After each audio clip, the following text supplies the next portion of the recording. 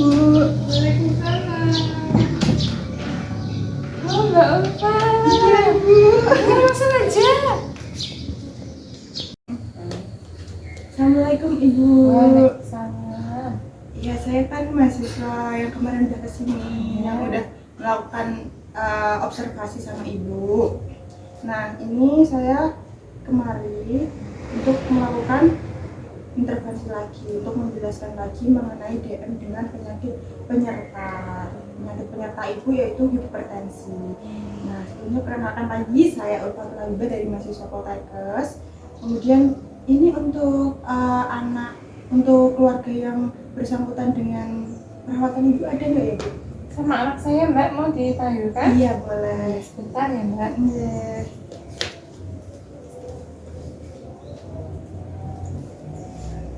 Mbak, ini ada anak saya. Iya, Mbak Elsa. Iya. Iya, langsung aja ya. Jadi tujuan saya di sini, saya akan melakukan penyuluhan mengenai DM dengan penyakit penyerta, dan penyakit penyerta pada Ibu Yulia ini kan hipertensi. Nanti saya akan jelaskan seperti itu. Untuk waktunya kurang lebih sekitar 15 sampai 30 menit nih. Nggak apa-apa? Ya, untuk tempatnya cukup di sini udah nyaman ya, Bu ya? Iya. Sebelumnya sampai sini ada yang mau ditanyakan? Belum ya? Langsung aja kalau gitu ke materi aja. Jadi sebelumnya Ibu udah tahu belum diabetes itu apa? Gula darahnya tinggi, Mbak. Iya, betul, gula darahnya tinggi. Kalau seandainya kita nggak puasa itu hasilnya harus lebih dari 200. Kalau kita puasa itu lebih dari 126, itu termasuk udah diabetes mellitus, seperti itu, Ibu. Nah, karena Ibu ini dengan penyakit hipertensi, maka saya langsung menjelaskan mengenai hipertensi itu apa. Nah, Ibu udah tahu belum hipertensi itu seperti apa? Tensinya tinggi, Mbak. Iya, betul, tensinya tinggi. Nah, saya perjelas lagi ya, Bu. Jadi hipertensi itu apa? Suatu keadaan di mana tekanan darah diastolik atau yang atas itu lebih dari 140 dan tekanan yang bawahnya itu lebih dari 90, seperti itu. Nah, padahal normalnya itu kita 120/80, seperti itu. Oke, selanjutnya untuk faktor risikonya mungkin Ibu udah tahu belum? Belum. Apa aja? Belum ya? Mbak udah tahu belum? Belum pengaduan, Mbak. Oh ya, saya jelaskan ya. Jadi faktor risiko itu ada dua. Ada yang bisa diubah dan ada yang tidak bisa diubah. Nah, yang bisa diubah itu apa? Seperti rokok, kemudian pola makan. Pola makan itu yang biasanya itu banyak mengonsumsi garam kayak gitu. Kemudian kurang olahraga juga. Ibu setiap harinya udah olahraga? Enggak setiap hari sih, Mbak. Cuman kalau ingat aja mungkin senam-senam ringan. Gitu. Iya, nggak apa-apa sih. Olahraga nggak harus senam, jalan kaki di depan rumah pun itu udah termasuk olahraga, seperti itu.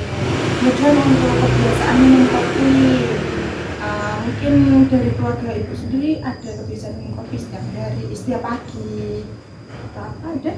Enggak. Mungkin teh sih, Mbak. Ya, teh setiap hari ya, di pagi Setiap hari. pagi.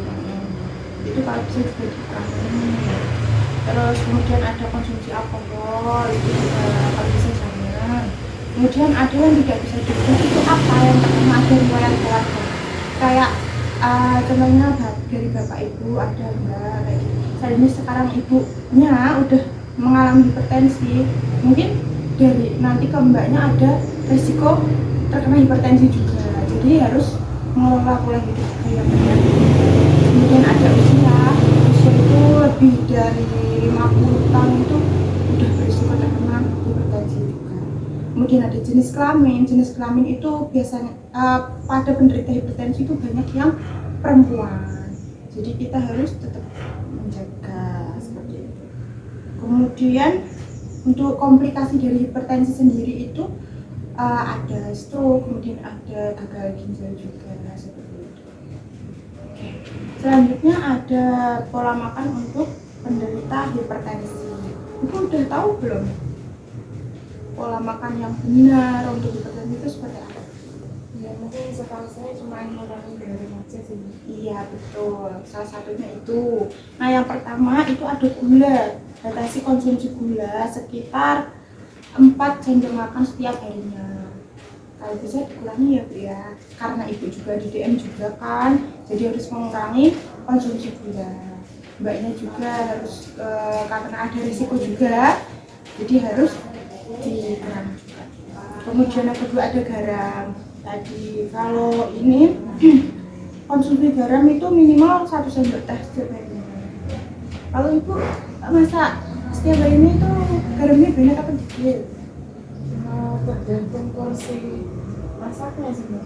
Iya, kalau saya dikurangi terasa hambar ya Bu? Ya mungkin jadi agak aneh ya. Cuman kalau memang larangannya untuk ditekan dikurangi garam mungkin nanti saya Seperti itu ya Bu ya. Soalnya apa kan karena penderita hipertensi kan apa ya, kulino asin katanya.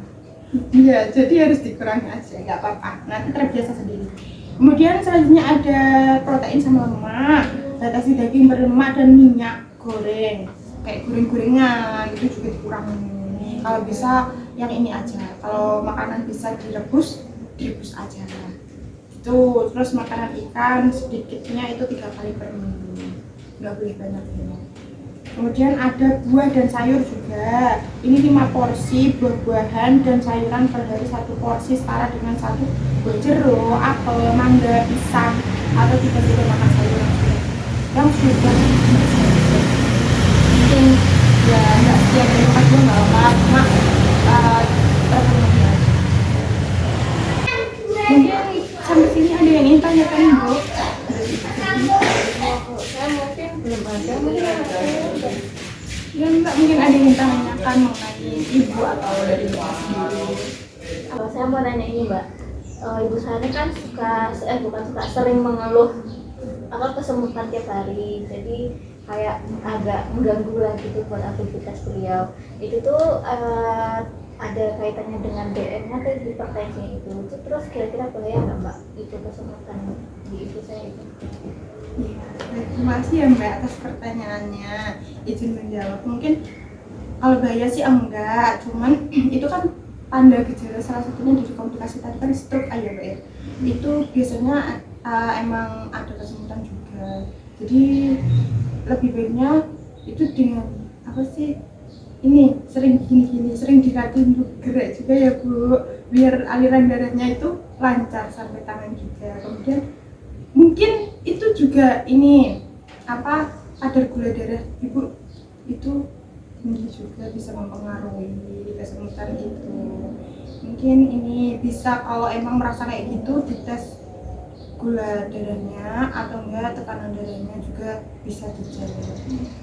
Nanti kalau emang tinggi boleh kontrol aja, kontrol ke puskesmas atau ke pelayanan kesehatan yang BPJS-nya di mana itu juga boleh.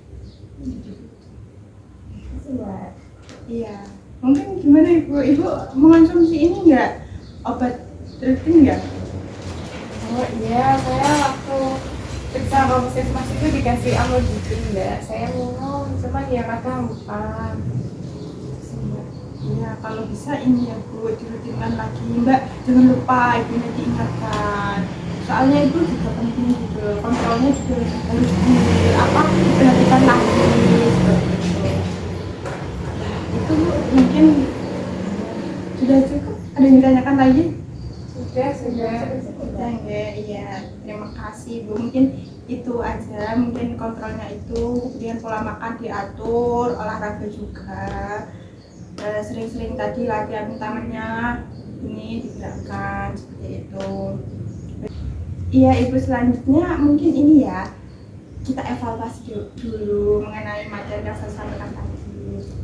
Mungkin tadi pengertian dari hipertensi sendiri itu apa Bu? Hipertensi itu tekanan darahnya tinggi jika lebih dari 150 atau 145, terus di bawahnya lebih dari 90 itu sudah masuk hipertensi. Iya betul. Mungkin kalau Mbaknya tadi untuk faktor resiko yang nggak bisa diubah apa Mbak? Jenis kelamin, terus faktor genetik juga ya Mbak. Kemudian ada yang satu lagi usia. Terus mengenai pola makan atau makanan yang dianjurkan tadi apa Bu? Untuk makannya mungkin dikurangi gelas ya, sehari itu 4 sendok makan, terus dikurangi garamnya, terus dikurangi porsi ikan dan makanan yang berminyak, terus sama diperbanyak buah-buahan sayur. Iya betul. Ibu berarti sudah paham ya Bu atas apa yang saya sampaikan tadi. Semoga bermanfaat juga. Oh ya, ini ada leaflet mengenai hipertensi DM dengan penyakit-penyerta tadi. Bisa dibaca-baca lagi kalau memang nanti lupa atau apa gitu. Baik, mungkin cukup ya Bu. Terima kasih atas waktunya, atas kerjasamanya. Saya juga mohon maaf apabila ada kesalahan dari tutur kata saya maupun perbuatan saya. Semoga bermanfaat juga apa yang saya sampaikan ya. Dan saya harap bisa menerapkan di keseharian ibu dan mbaknya. Terima kasih ya Mbak, dari jauh-jauh ke sini. Ya Bu, saya langsung pamit aja nih. Ya, Ya, ya, ya, ya. ya.